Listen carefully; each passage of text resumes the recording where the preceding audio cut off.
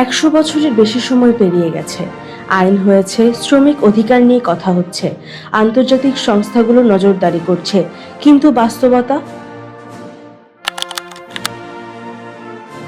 আজ 1 মে, মহান মে দিবস। শ্রমজীবী মানুষের অধিকার আদায়ের সংগ্রামের প্রতীক হয়ে ওঠা একটি দিন।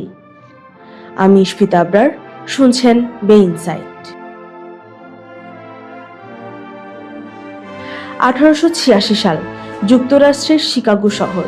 কারখানার শ্রমিকরা তখন দিনে 10 থেকে 12 ঘন্টা, কখনো তার থেকেও বেশি সময় কাজ করতে বাধ্য হতেন।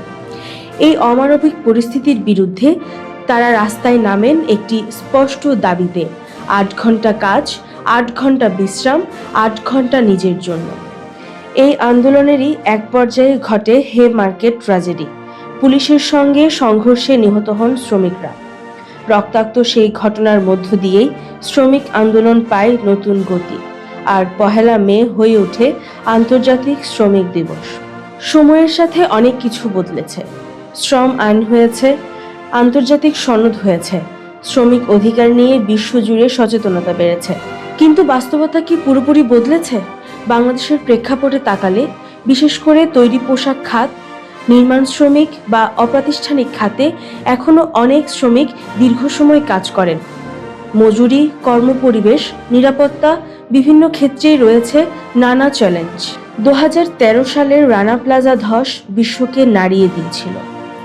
হাজারেরও বেশি শ্রমিকের মৃত্যু সেই প্রশ্নটি সামনে এনেছিল: শ্রমিকদের নিরাপত্তা কতটুকু নিশ্চিত? আর শ্রমিকদের ন্যায্য মজুরি, কর্মঘণ্টা এবং সামাজিক নিরাপত্তা নিশ্চিত করার পথ এখনো পুরোপুরি মসৃণ নয়।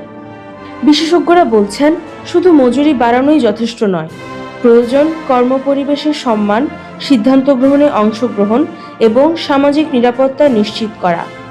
কারণ শ্রমিকরা কেবল উৎপাদনের একটি অংশ নন, তারা মানুষ, তাদের আছে মর্যাদা, অধিকার এবং স্বপ্ন।